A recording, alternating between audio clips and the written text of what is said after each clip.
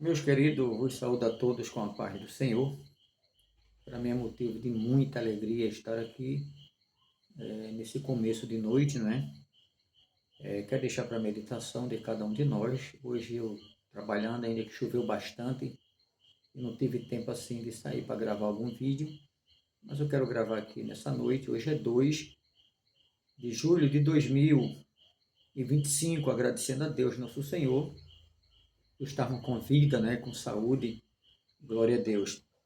Meus queridos, deixo para a meditação de cada um de nós na palavra do Senhor, lá em 1 Samuel 17 e o verso 32, quando Saul, um rei, né, que foi escolhido do povo e foi ungido pela mão do profeta Samuel, a gente sabe da história, e ali ele veio com palavras negativas a respeito de Golias, aquele gigante, não é? Segundo alguns intérpretes em algumas Bíblias sagradas, 6 côvados de um palmo. Não se sabe o tamanho do palmo. Geralmente o meu palmo mesmo ele tem aproximadamente um pouco mais de 22 centímetros. Mas tem pessoas aí que tem uma mão grande e esse palmo pode dar 30 centímetros ou até mais, 36, quem sabe, dependendo do tamanho do homem, da estatura dele. E a Bíblia diz que aquele gigante Golias, ele tinha 6 côvados de um palmo, mas a Bíblia não fala o tamanho do palmo. Também a Bíblia não deixa específico o côvado, né? O tamanho daquele côvado que ele tinha. A gente sabe que a Escritura Sagrada, através da Torá, essas Bíblias legítimas de Israel, a gente sabe que existe 3 tipos de côvado. Tem ele com 45 centímetros, que é esse aqui do braço. Tem ele com 50 e tem ele com 60. Não se sabe o certo o tamanho do côvado, claro, né? Mas a Bíblia diz que ele tinha 6 côvados de um palmo. Vamos supor que poderia ser até de 50 centímetros, em vez de ser de 45, ou de 60, não sei. Não diz especificamente, sei que a Bíblia chama ele de gigante. Gigante Golias, gigante de Gate. Então, meus queridos, se caso esses côvados realmente ele tinha 50 centímetros, quer dizer que ele tinha 3 metros só do tamanho dos côvados, né? Que são 6, com certeza, vezes 50, que dá 3 metros. Estatura grande, mais um palmo. Não se sabe o tamanho do palmo. Vamos supor que esse palmo tinha mais de 30 centímetros, ou 40, se foi a própria mão do gigante, que né, ele tinha 6 côvados de um palmo, ou seja, o palmo da mão dele, do próprio gigante. Eu não sei, porque o tamanho do homem, a estatura, sem falar a couraça que estava né, de 5.000 ciclos de bronze em cima dele, aproximadamente 70 quilos em cima daquele homem. Sem falar o capacete, o peso, sem falar as alparcas, as sandálias de couro naquela época, tinha aproximadamente, segundo alguns intérpretes, a sandália dele tinha mais de 1 quilo, aproximadamente 1,5 kg a 2 quilos. Imagine o peso daquela sandália. Sem falar que também em cima das ombreiras dele tinha 2 pontiagudos que travavam o camarada. Sem falar o tamanho da espada, como também, com certeza, o tamanho do escudo daquele homem. Pelo tamanho dele, não era um escudo comum, era um escudo apropriado para o próprio tamanho do punho dele, entendeu? Sem falar, meus queridos, também, com certeza, a lança que ele empunhava na mão, com certeza, a haste, aquela haste da lança, né, que é de madeira, e a ponta da lança, segundo alguns historiadores, ela pesava aproximadamente uns 7,5 kg, só a ponta da lança, que eu não sei que tamanho era a ponta, 7,5 kg, fora a haste dela, onde pega. Para vocês entenderem meu braço aqui, e aqui né, é o dedo indicador, então estou aqui e você vê esse braço aqui todinho, a haste da lança, e cá na ponta onde está o dedo, justamente era a ponta da lança. Então imagine, aquele homem era um gigante mesmo, e Davi um menino, pequena estatura. Com certeza Deus usou tremendamente, a gente sabe que foi Deus para derrubar aquele camarada pela mão de Davi através de uma fonda, né? Tipo de uma baleadeira, uma peteca, onde ele jogava aquela pedra, que era perito nisso aí, foi guiado pelo Espírito Santo, claro. Mas o que eu quero chegar, meus queridos, no denominador, era a respeito àquela palavra negativa justamente quando Davi chegou, 17:32, disse: não desfaleça nenhum deles, Saul, com palavras negativas. Deixa que o teu servo aqui vai a peleja contra esse filisteu. Em lugar nenhum ele chamou o filisteu de gigante. Não. Chamou de incircunciso. Então deixa aquele revoltado comigo, que é revoltado com os céus e com Deus e com o nosso exército, que Deus vai me usar para derrubá-lo. Não te preocupa com aquele circunciso. Não te preocupa com aquele que já caiu desde a fundação do mundo. É isso que ele estava querendo dizer. A confiança em Deus. Eu sei que alguém pode até indagar no pensamento quem era o maior inimigo de Davi. Um dos versículos, ele diz também lá na palavra de Deus, ele diz, uns de versículo, aquele que comia comigo na minha mesa levantou o calcanhar contra mim. Aquele que comia comigo, ou seja, que dizia ser meu amigo, na minha frente era uma coisa e por detrás era outra, falava mal de mim, metia lenha. E tudo que eu conversava, ele até julgava mal, levava para o lado negativo e se fazia de amigo, mas era o meu próprio inimigo. Então ele estava aí tratando de alguém que comia na própria mesa. Era o próprio inimigo, levantou o calcanhar contra mim. Então, meus queridos, mas quem era o maior inimigo de Davi? Alguém pode achar que era o gigante Golias, outro pode achar que era o próprio irmão de Davi. Outro pode até indagar dizendo que o maior inimigo de Davi era o urso, onde ele matou, usado por Deus, para proteger as ovelhas. Outro poderá dizer que o maior inimigo de Davi foi o leão, quando veio enfurecido para destruir as ovelhas e matar Davi. Um leão não é fácil. Como também o urso.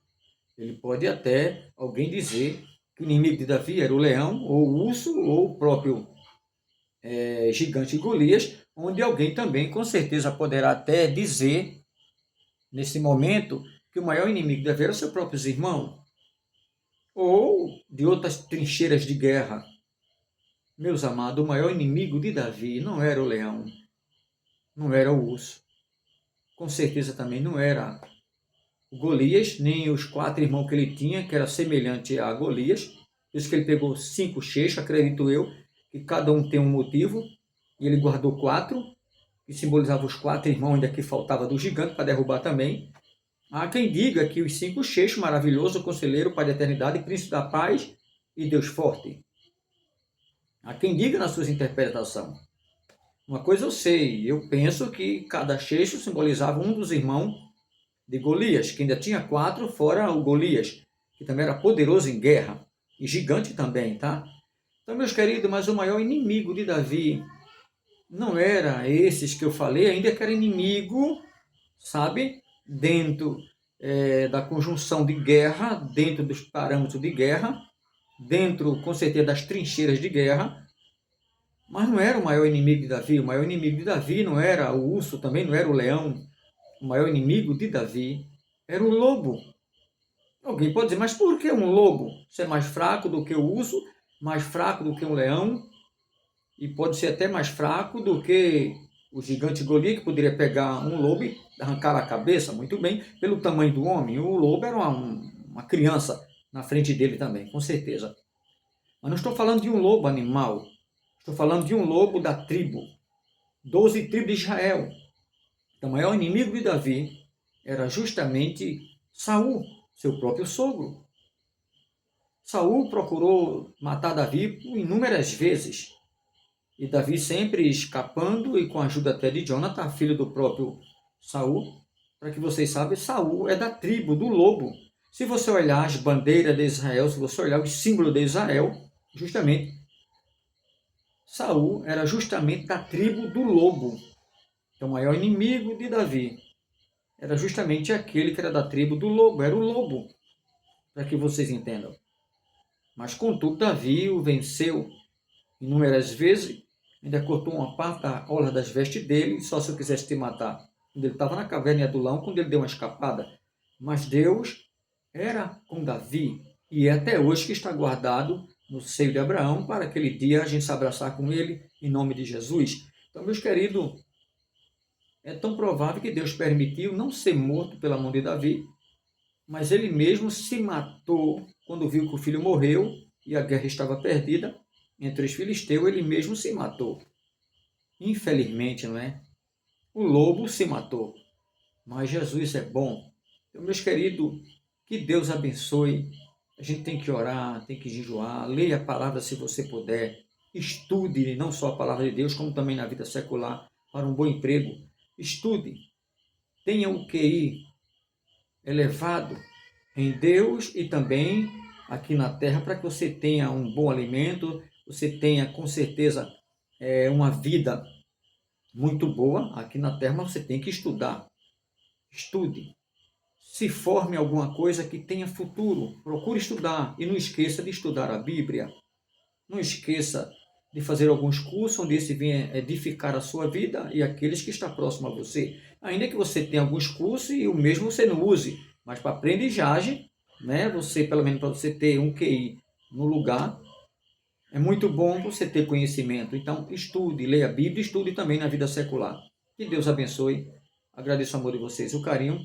Amanhã, 3, né, quinta-feira amanhã, estarei indo para Goiânia, certamente vou gravar lá e vocês vão ver, com certeza, dentro do sítio lá, algumas coisas.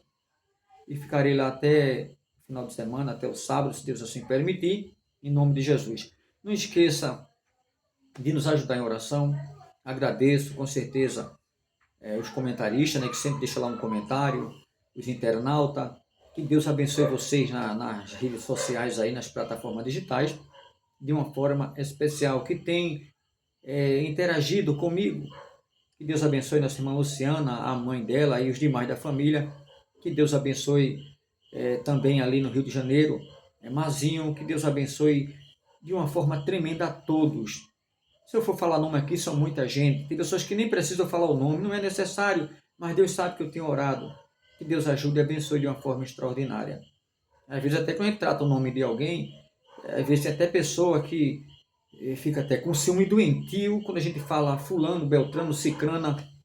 A gente fala com amor e com carinho.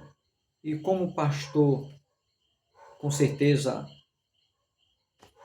levantado pelo Senhor, ungido de Deus, a gente trata todos com amor e com carinho, sem segundas intenções, porque hoje é tão difícil. Até você mandar a paz do Senhor para alguém, você comentar bem de alguém, mandar uma saudação para alguém, alguém por detrás muitas vezes até malda. É um mundo que a gente vive da incapacidade, porque não, tem pessoas que não têm capacidade, é incapaz. E muitas vezes não tem aquela moral, não tem aquela ética, não tem com certeza um QI apropriado para esse terceiro milênio. É uma mente antiga, equivocada e muitas vezes até malda. E a gente tem que ter cuidado com tudo. E quando se trata das coisas de Deus, até perante as leis dos homens, hoje não se pode tratar da palavra ao pé da letra como ela é, na essência do seu poder, porque muitos, com certeza, já se aderiu ao mundo de uma forma extraordinária para eles e, pela misericórdia de Deus, a gente que prega a verdade já não pode pregar na essência como ela é, porque tem leis ao contrário à própria Bíblia, infelizmente. Mas que Deus ajude e abençoe. Um abraço para todos e quero aqui dizer com muito carinho que não se trata de A nem de B, nem de direita nem de esquerda, mas se trata de Jesus, a palavra de Deus, em nome de Jesus. Porque hoje até são três coisas que a gente vê confusões, política, futebol e religião. Não entre em política porque para mim isso não serve de nada, a gente vê tanta coisa errada. De ambos os lados, a gente vê tudo troncho, infelizmente. Tá? Se você entra no futebol, ambos os lados também, a gente vê que, infelizmente, é uma salada. Confusão, briga e morte. Cada um queira ser o melhor. E quando se trata de religião também, aí um diz, eu sou da igreja tal, sou da igreja tal, sou melhor, o resto tudo aí é meia canela, eu sou canela completa. Aí começa, infelizmente, a minha é melhor, o meu ministério é o melhor que tem, é palavra, é o poderoso e o resto ninguém presta. É tudo meia tigela, aqui é completo. Então, infelizmente, no mundo que a gente vive. É por isso que eu agradeço a Deus e me apego àquele salmo de número 101, e o verso 6. Meus olhos procurarão os fiéis da terra. Os que andam em caminho reto, o tu, ataca me servirá. Meu anil, alitio. Meus olhos, onuburi, kanakassio, procurarão aliuichanaita, os fiéis anito, da terra. Os que andam em caminho reto, esses me servirão. Ele não diz assim, meus olhos procurarão a Assembleia, meus olhos procurarão a Batista, meus olhos procurarão a Maranata, a Deus é amor, Brasil para Cristo. Não. Porque se Deus dissesse, meus olhos procurarão tal placa de igreja, eu corria para ela. Não queria saber mais de nenhuma. Meus olhos procurarão os fiéis da terra, os que andam em caminho reto, os que me servem de verdade, que são verdadeiros. Ainda que eles erram aqui, tropeçam ali, mas se arrependem, se achegam a mim pela fé, através do meu filho, esses me servirão. Vai me servir. Então, os olhos de Deus que procura os fiéis da terra. Então, seja fiel, com certeza, porque Deus tem vitória para te dar. Ele deu a Davi, destruiu o maior inimigo de Davi, que era o lobo, tá? Da tribo do lobo. Com certeza Deus tem vitória para você. Que Deus ajude, abençoe. Em breve terá mais vídeo em nome de Jesus. Não esqueça de nos ajudar em oração, em nome do Eterno. Porque Jesus ama vocês, tem saúde para vocês, tem vitória, tem carteira assinada. Com certeza Jesus tem uma chamada muito forte em vossas vidas e tem arrebatamento que está perto da igreja. Que Deus abençoe e não esqueça, em nome de Jesus, de nos ajudar. Em oração, oreis pela minha família, para Deus dar vitória, dar livramento. Não só filhos como os netos, que Deus ajude e abençoe. Esposa que também trabalha, para Deus abençoar, continuar ajudando e dando livramento a toda a família de uma forma geral. E não esqueça de orar pela paz de Israel e do mundo todo, que são as nações. Que Deus abençoe. Em breve tem mais vídeo, em nome do Senhor Jesus. Amanhã vai ser pouco tempo, 2, 3 minutos, porque quando eu estou lá em Goiânia, a internet fica muito fraca. A gente sabe que é lá por dentro dos matos, onde a gente fica no sítio, e mesmo a internet imóvel, ela fica muito fraca. Aí para se mandar um vídeo demora muito, mesmo sendo 2, 3 minutos. Hoje o tempo foi tão curto, não tive nem tempo de tirar. Vocês estão vendo aqui, já a barba crescendo, que eu tiro todo dia. Aí uma vez que eu não tirei hoje, aí todo dia, porque se tirar um dia ou outro não, como já fica, cresce rápido. Era bom que crescesse o cabelo da cabeça, feito cresce da barba. Que Deus ajude e abençoe. Deve ter mais vídeo em nome do Senhor Jesus.